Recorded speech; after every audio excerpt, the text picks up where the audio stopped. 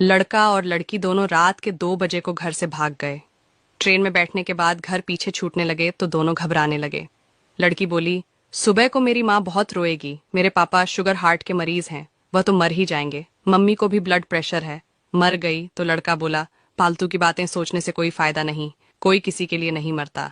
लड़की बोली, मेरा जी घबरा रहा है, मेरे पापा मम्मी नहीं रहे तो मेरे छोटे छोटे भाई बहनों का क्या होगा, वह तो सड़क पर आ जाएंगे और ना ही उनकी शादी होगी। लड़का बोला, अरे तुम कहाँ से कहाँ पहुंच गई, ऐसा कुछ नहीं होगा। लड़की बोली, नहीं, अब मैं तुम्हारे साथ नहीं जा सकती, अगले स्टेशन से उतरकर घर जा रही हूँ। लड़का बोला, पागल हो, साथ जीने की कस्में वादे कहाँ गए। लड़की बोली, मैं अपने माँ बाप की लाश के ऊपर अपने ख्वाबों के महल नहीं बना सकती, अपने भाई बहन के भविष्य को अंधकार में धकेल कर अपने अरमान पूरे नहीं कर सकती, अपने माँ बाप की इज्जत को सरेआम नीलाम करके मैं नहीं जी पाऊंगी। लड़का चुपचाप देखता रहा।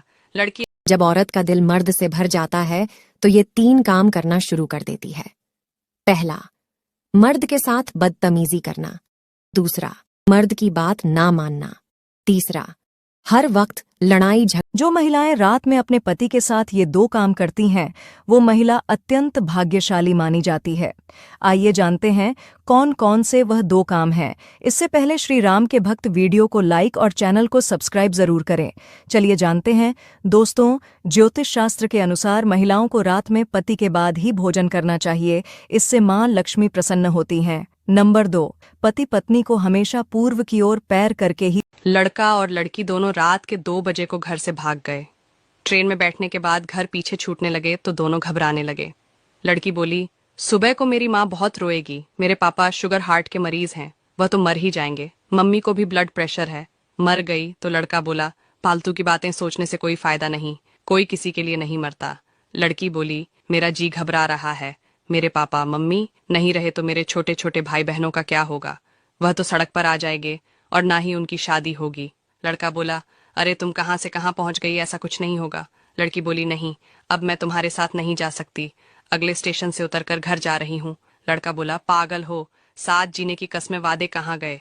लड़की बोली, मैं अपने माँ बाप की लाश के ऊपर अपने ख्वाबों के महल नहीं बना सकती, अपने भाई बहन के भविष्य को अंधकार में धकेल कर अपने अरमान पूरे नहीं कर सकती, अपने माँ बाप की इज्जत को सरेआम नीलाम करके मैं नहीं जी पाऊंगी। लड़का चुपचाप देखता रहा। लड़की, मेरे पति रात के 9 बजे ऑफिस से घर आया।